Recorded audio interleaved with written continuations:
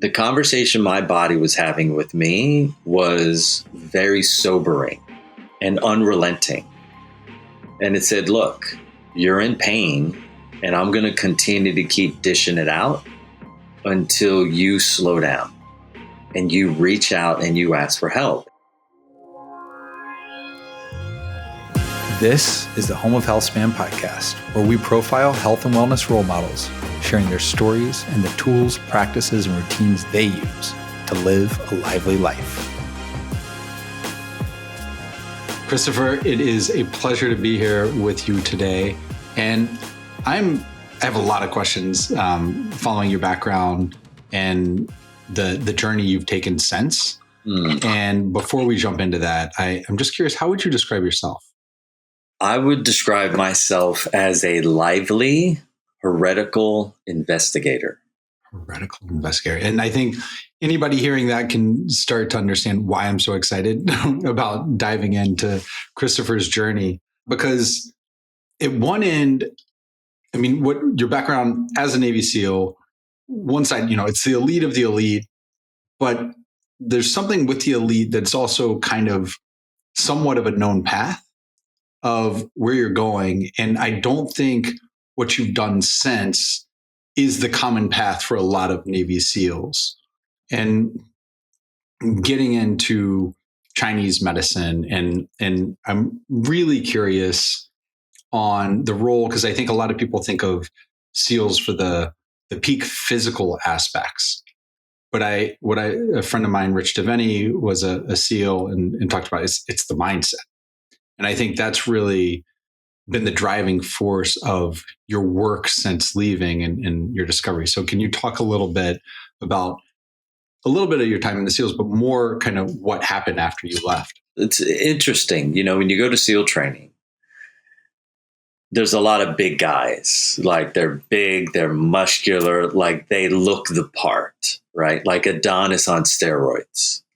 And not to imply that they're on steroids, but to just say that, they were just physically, genetically endowed. And then, I had 149 guys in my class. We graduated 13 original guys. Wow. And so if you look at the attrition rate, that's 92, 93%. And the guys that made it through, well, they weren't those guys, right? They were the guys that had a strong mind, that had that were grounded emotionally, and I think were focused spiritually. When I say spiritually, I mean they're just guys that do things the right way. When other guys were out Friday night and Saturday night and Sunday night, and getting high on alcohol and wasting a lot of their time and energy and coming to work on Monday, those guys were eventually going to fall out of the program. But the guys that just sort of stuck to their narrative of who it is they really are inside, these guys are just like that. Like when I was in SEAL training, I remember walking around, and most of the guys that I talked to and I had a bond with, they seemed familiar to me at a soul level. I was like, I swear I know this person. And I realized in retrospect I didn't know them because they were raised in Wisconsin, or they were raised in Nebraska, or they were raised in Atlanta. We never crossed paths physically before, but I recognized the soul, right? And all the guys that I bonded with, there was all those guys graduated. There was just something inside of us that was different than the other guys that went to SEAL training. And besides the mindset, I would say there's the mental mindset, a strong mind, and then there's a person who's spiritually focused on doing the right thing. And what I mean by that is they're clear on their vision of what it is and their purpose of why their soul is here. And if you're clear on why your soul is here, then you're soul driven. And if you're soul driven, the soul, compared to the personality is fragile. Okay. The soul is unfazed by anything. It's fearless in all times. It doesn't care. Your soul doesn't care if you can see, or if you can smell, if you have hearing in one ear, or if you have one leg. The soul doesn't care. It's willing to endure everything because that's the spark that's connected to God. And that spark, and the more those guys, the guys that graduate are more connected to that part of themselves. Of course, there's some guys that squeak through that isn't the main driver for them. But I think if you look at the guys like that are out in the public, David Goggins, if you look at Jocko Willink, if you look at myself, right, there's just something that's very similar about all the guys that are out in the public, and they're there for service, right? They want to serve humanity powerfully, and they're there for a bigger reason than just getting through SEAL training, getting into the SEAL teams, and being an elite operator. They have a bigger vision. And so I think that spark inside of me is something that I was always aware of. I just needed the system or the structure to be able to evolve my personality through. And SEAL training was the perfect place for me to evolve that part of myself through, because it's a non-compromising community. They accept nothing except the best. That's it. Everything else is unacceptable. Tardiness is unacceptable. Laziness is unacceptable. Mistakes, they're unacceptable. Half-heartedness, it's unacceptable. And so you have to show up every day and push up against this system that says, we will squeeze the best out of you, or you will fail and you will walk out of here. So you were distinguishing the soul from, was it the personality? From some people have a strong mind, right? Like mentally, but the soul is very different, because the soul is fearless. It doesn't care. And is that universal? I guess that's my question. Yeah. That's the question. The question is, the soul is universal, but many people are very sort of guys that are mentally focused, or guys that are just physically focused. That can only take you so far, right? There's a limitation to physical focus. There's a limitation to mental focus. There's no limitation to soul focus. In soul focus, I'm being driven by a force that's greater than me. By mental focus, I'm relying on the strength of my mind. Muscling through it kind of mentally. On physical focus, I'm relying on the strength of my body, but in soul focus, none of those things matter. Yeah, it's a revision of Nietzsche's, he who has a why to live for can endure almost any how. But what you're saying, it needs to be the right why. Yes. There needs to be that. Yeah. And so was this an inner knowing you were conscious of going in, or was it something that through the process and through your journey since you've come to realize? How aware were you? I think I was really aware of that part of myself, because, in terms of like the hard work and all those kinds of things, none of that stuff in SEAL training ever fazed me. It never bothered me. It never tired me out. I wasn't somebody who went home at the end of the day and was ever like, I'm exhausted. That never happened for me. That happened for a lot of guys around me. But what I'm alluding to, the idea I'm alluding to, is that there's just certain guys that are living from their soul strength. And for those guys, they're indomitable, not from ego. They're indomitable from the sense that they know who they are and why they were created.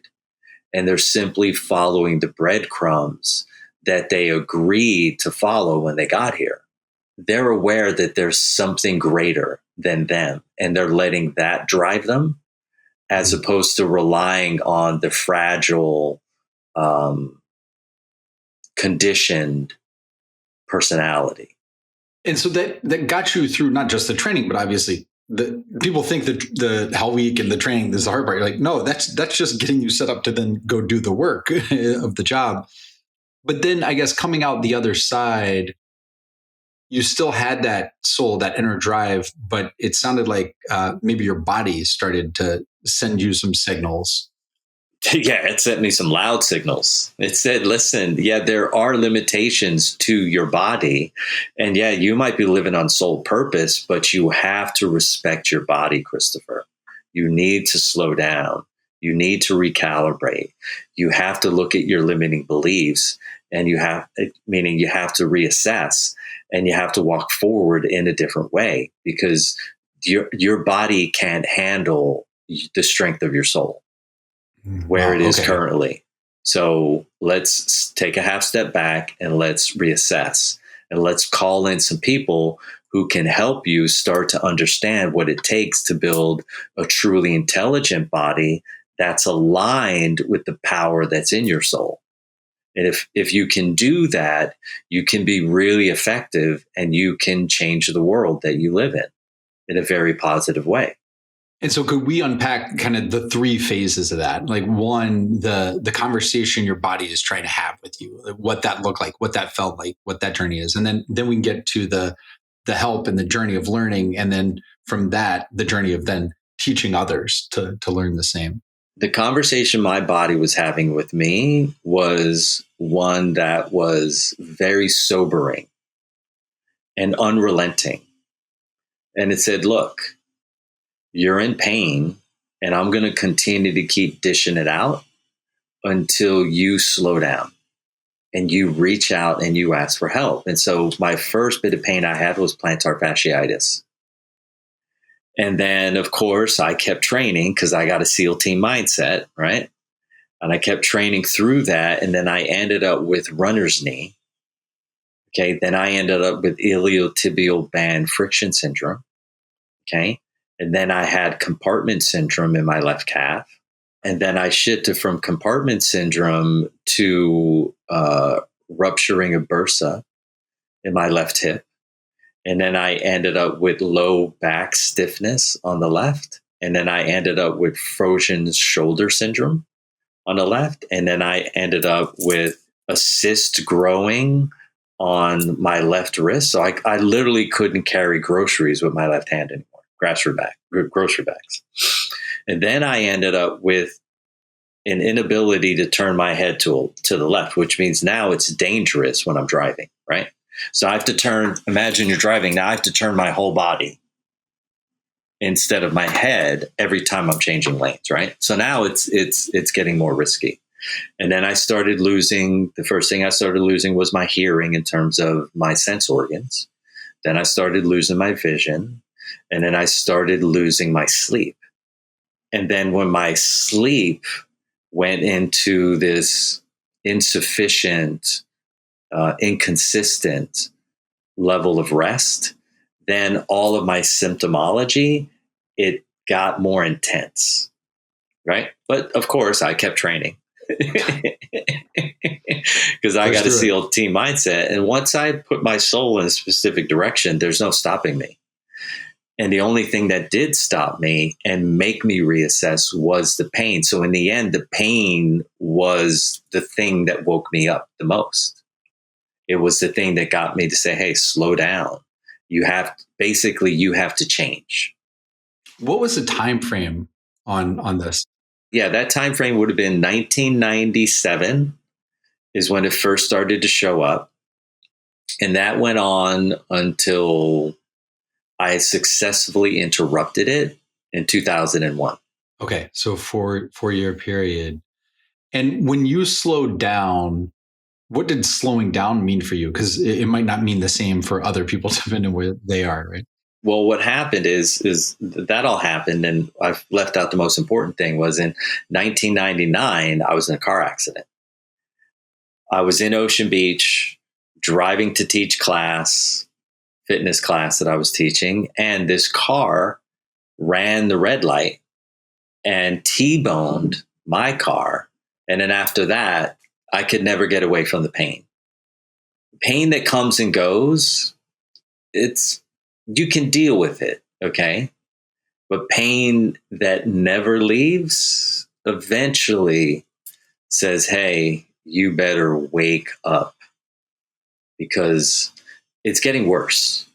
And then at some point, I just did what I needed to do. I reached out to someone and I told them, hey, look, man, I'm in pain, which I think for me was a big hurdle to get over. Because in the SEAL teams, you're going through SEAL training, you're never complaining to anyone. Like, I don't ever remember anyone coming to me going, man, this sucks. Or like, you don't want the guy next to you to know that like you're struggling internally. So there's a certain amount of stoicism that you have that I think the guys that graduate from SEAL training, they already have that level of stoicism. right? It's not something that that's pushed into you as you're going through that program. You already have that. You're already a stoic person, right? Okay. And my stoicism was a limiting belief. And the more stoic I became, the more pain I endured. And then finally, when I let someone in on my internal discomfort, somebody came over and they helped me out, right? They brought a yoga mat to my house and a juicer. And my favorite beverage at the time was beer, right? Guinness versus like a carrot, beet, celery, parsley, radish juice.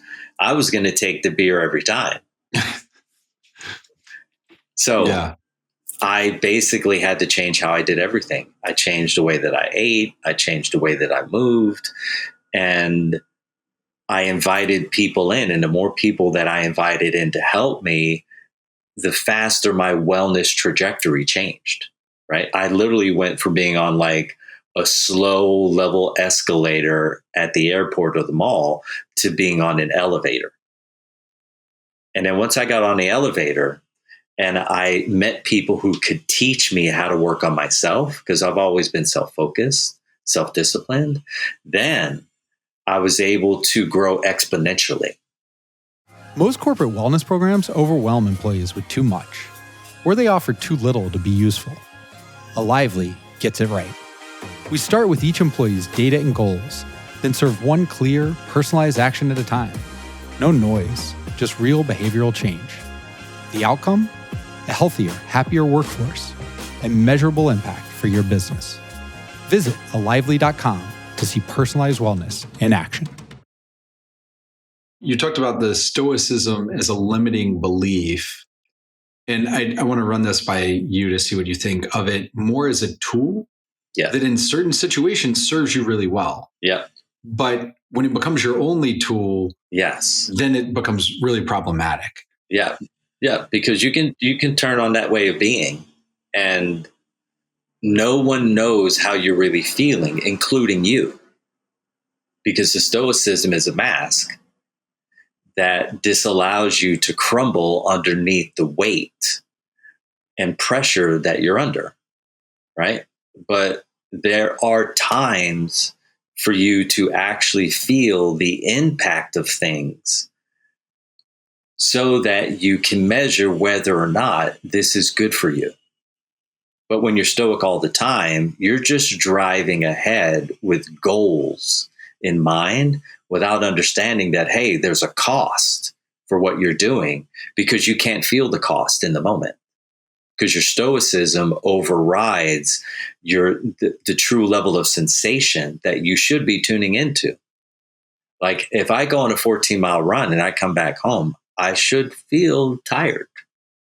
That was a lot of effort. But if I'm just like, oh my God, I should go take a nap, but I override myself with like, nope, there's this other thing that I need to get done today. And I keep overriding, I keep overriding, I keep overriding. What happens for me is I became numb to pain. And then I couldn't even feel emotional pain. So I might be in an interpersonal romantic relationship that ends. I really care about this person. And yet they can't feel the pain or the discomfort that I'm in. Their takeaway is like, oh, well, this didn't have any effect on him. He obviously didn't care. And nothing could be further from the truth, because I don't have the ability to access the feelings inside of me. Yeah. And I think that mindset that I had was, it was limiting. It limited my life expression. How old were you once you recognized that? Yeah, I was probably 33. Okay. So like a decade before me. Because, I was an open water swimmer. So I'd swim up to 25-kilometer races. Yeah. And when you talk about the numbing, right? Like feeling pain was a handicap. So taught myself to ignore the signs in my body, which carried over. So when I would train, like you, I had plantar fasciitis and just would run through it, or lift weights, had bursitis, and just don't care, don't rest. And realized my body's trying to send me signs, but it's a language that I forgot, right? Like as children, we hear and we can listen, we're in tune, but I guess maybe SEALs and endurance athletes, others you train yourself to lose that language because it serves you. But again, it's a tool that serves you in one environment and is a handicap in another. I imagine at 33, this wasn't an overnight flip, right? This is a journey. So it sounded like it started with maybe nutrition and how you moved your body in a different way. And so can you take us through what that journey was, that kind of timeline? Yeah. That journey was, well, the very first thing was really just to know I got rid of all the daily acceptable drugs in my life, right? So I got rid of my relationship with white and brown sugar. I got rid of my relationship with alcohol. I got rid of my relationship with pharmaceutical drugs, painkillers like Motrin. I got rid of my relationship with recreational drugs, marijuana. And I got rid of my relationship with processed food, right? So food colorings, preservatives, and that alone was a huge shift for me. So the other thing that changed is instead of putting tension in, I spent the majority of my time taking tension out. I think as athletes, I enjoyed moving my body. I enjoyed competition. It was fun for me. So what became more important to me is how I felt in my body, right? So as I started to remove tension and stress into structural distortion, what I mean by structural distortion is every muscle in your body is connected to two tendons, and those tendons connect those muscles to your bones, okay? When the belly of the muscle becomes too short, it puts an unnecessary amount of stress on the bone that it's connecting to, and all bones have what are called rotational relationships. So as you remove the tension out of the belly of the muscle, you change the bone rotational relationship. Well, what sits between your bones always is a joint. So now the more tension and the more stress I removed out of my body, the inter bone rotational relationships changed. And when that changed, my body moved in a different way. How did you release that tension? By using what are called eccentric contractions, right? So I put a heavy load of weight on my body in a particular position, and I would lower the weight as slow as humanly possible. And then that caused the muscle to contract maximally and lengthen simultaneously. And now I was pulling out, generations, like decades of tension stress. Go ahead. You had a question. Yeah, I was curious what exercises you would do that with. I would take yogic postures, right? And I recruited my friends, and I would resist against their force maximally, and then they would beat my force. And I would do rep after rep after rep after rep. And we would work on each other for like 3 and 4 hours at a time. Like we were getting after it. And we were really building a whole new science at that time. And we did that for 7 years straight. And we figured out every single position you need to get into in order to remove any kind of excessive stress or tension that was putting unnecessary stress on your bones and joints. And then the end result of that was like an incredible posture, right? But incredible structural strength. And resilience, I would imagine. And resilience, yes. Energetic resilience. Because what I didn't know at the time, I didn't study traditional Chinese medicine when I first got started. My first 3 years into doing what I was doing in terms of research, Chinese medicine came later. For me, it was just physical in the beginning. I could see that like emotionally I was more available. I could see that psychologically in terms of I was using different language. My penmanship was changing. I knew there was these deep kinds of things shifting inside of me, but I didn't put the energetic component together until I started studying Chinese medicine. And then once I studied that, I was able to go, oh, so this change that I'm experiencing is related to the release of excessive heat, the release of excessive dampness in the body, the release of excessive energy. Okay. And so because the Chinese, when they look at the body, either you're deficient, right? Or you're excess. You're either too hot or you're too cold. You're either too weak or you're too strong. And so what I was doing was balancing all of that out. I was balancing out the energy, I was balancing out the bone rotational relationships. I was balancing out the tension. I was balancing out the temperature. And as I continued to keep doing that more and more, I started packing massive amounts of energy back into my body. And then what happened is my vision corrected itself. And then my hearing, it turned back on. And then my sleep changed. And then my smell increased. And then my taste increased. So suddenly, instead of like looking for really savory or sweet foods, I was tuned in to all the natural flavors in food. So I got rid of all the sauces. I got rid of the excessive salts, all the excessive spices. And because my senses became so strong, I got satisfaction out of bland food. In adding in the Chinese medicine layer and component, did that unlock more for you than just having a vocabulary or understanding the why behind the what that you were doing? Absolutely. Because when you're going to school, they have what's called a clinic, right? And in the clinic, they treat people who are in the public. And then as a student, you can get a treatment for $10, right? So I was in there as often as possible. And there were things that were changing that I didn't understand, right? But I knew were good.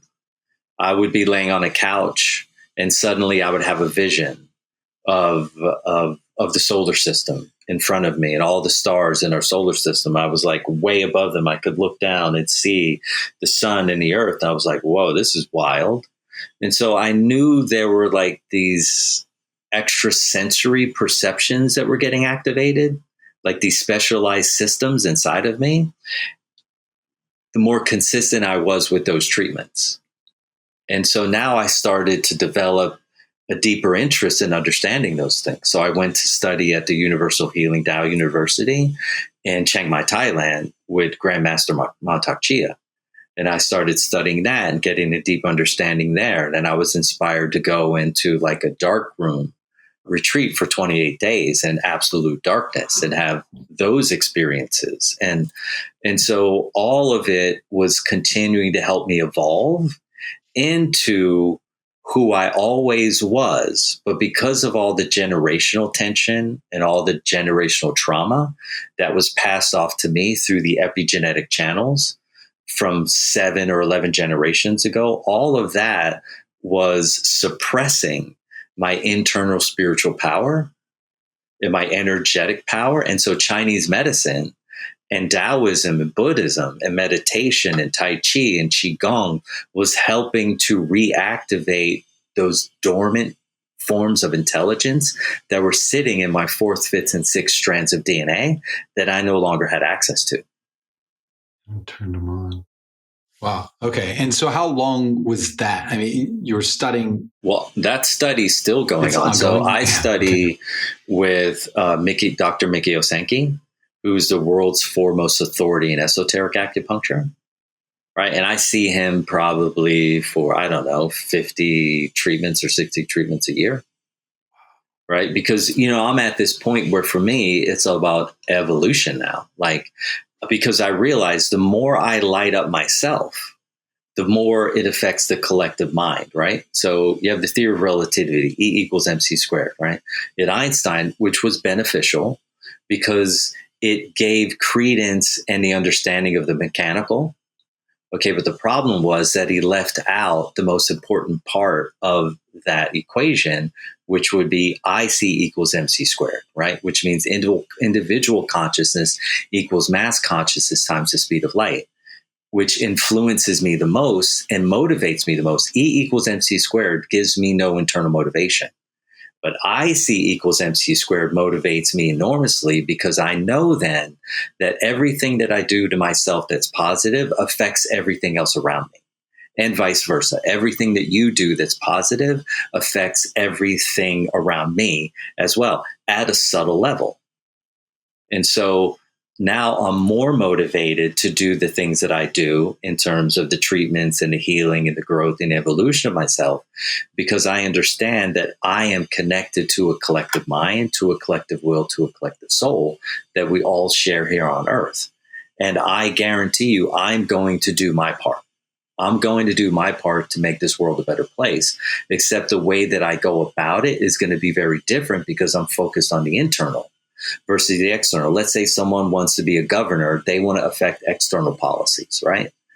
Forget that. I'm going to be the governor of me, and I'm going to affect the internal policies inside of myself that govern me. And when I do that, I free everyone that I have that's in my sphere of influence. And so I'm constantly motivated to continue to grow because I can see the change in the world in all the growth that I have inside of myself.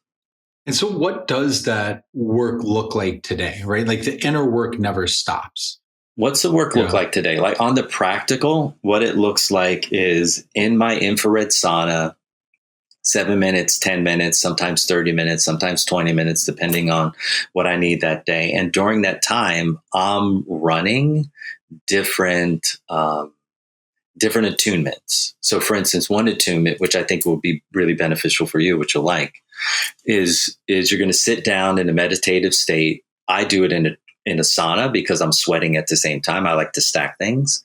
And you would say to yourself 36 times in a row, body, brain, nervous system, locate, activate, stimulate, and turn on all divine, dormant forms of intelligence, energy, frequency, vibration, love, light, presence, and consciousness inside of all 12 strands of DNA inside of each and every single cell within this human body. Your conscious mind is there to give directives to your subconscious and unconscious flesh and emotions. And when you give directives, then what happens is the body has to follow suit.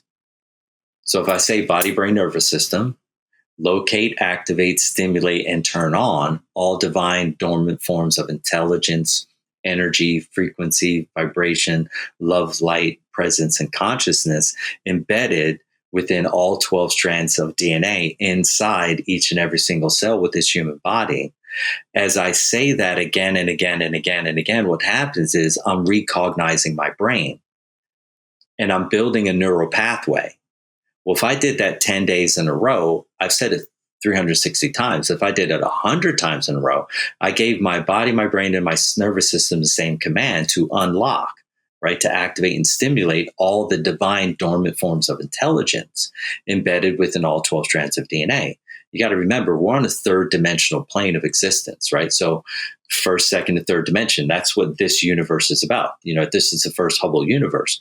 But then there's a universe higher than this, which governs the fourth, fifth, and sixth strands of DNA, right? So when Earth descended from the fifth dimension, from Tara, down into where we are in this neutral part of this solar system, we essentially turned off the fourth, fifth, and sixth strands of DNA and our access to those divine dormant forms of intelligence, which are now we're just starting to wake up because of people like you and people like me that are out in the world that are motivating people to get into practices that allow them to evolve beyond the intelligence that we picked up from our ancestors, right? Basic intelligence, the intelligence to be able to gather food, the intelligence to be able to commune, the intelligence to be able to pray, the intelligence to be able to provide. Those are all basic forms of intelligence. Yes, they're important, but they're third dimensional forms of intelligence. But now, over the last 50 years, right, we've got into meditation, we've got into yoga, we've got into breath work, we've got into nonviolent communication, right? We're getting into higher forms of frequency and intelligence. And so when you're repeating that 36 times every day while you're sitting in a sauna or in a meditative position, you're getting more intelligent every single day. Every time I do it, the next day when I'm having a session with a new client, I'm in my observation consciousness and I'm watching myself dissect and deliver and dissolve forms of stress and tension and distortion that should be impossible with very little effort, time, and consideration just by increasing my intelligence. And so there's massive amounts of intelligence that's available for every human to access. But if you don't give your body, your brain, and your nervous system the command to do so, it never will.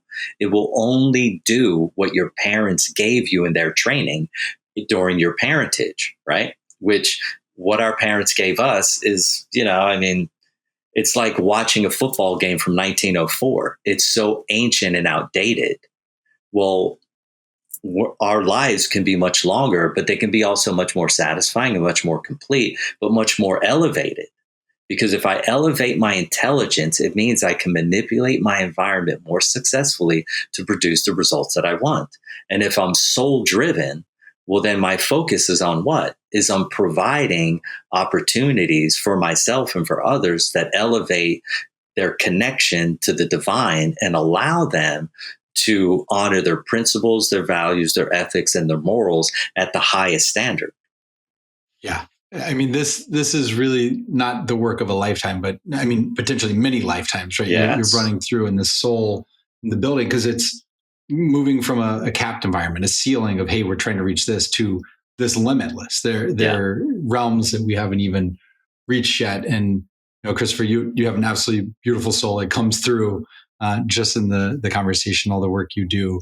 For those interested in learning more, following your work, potentially working with you, how would they find you? The first place, they could go to Instagram. I post there less often, but there's a lot of posts that I've done that they could go through and listen to that are like 60 seconds or 30 seconds to give them a little piece so they can understand stress and the effects of stress. And I give them actionable steps that they can take to their own benefit. They can go to truebodyintelligence.com, and there they can read a book. They can order a book that I wrote called Free for Life, a U.S. Navy SEAL's Path to Inner Freedom and Outer Peace. And they could go to tbitrainingacademy.com. If they're interested in learning how to impact people's lives, maybe they're a meditation teacher or a growth specialist, and they want to have tools that do what they say and say what they do, that answer the call, then they could come learn from me in that way. I think those are probably the three best avenues. That's amazing. I mean, the inner work you have done and are doing clearly translates to an outer impact on a better world, better universe. So let me just thank you for that, and thank you for the time today and joining the show. Thank you. Thank you. Thank you. Thank you. Thank you for joining us on today's episode of the Home of Healthspan podcast. And remember, you can always find the products, practices, and routines mentioned by today's guests, as well as many other Healthspan role models on alively.com. Enjoy a lively day.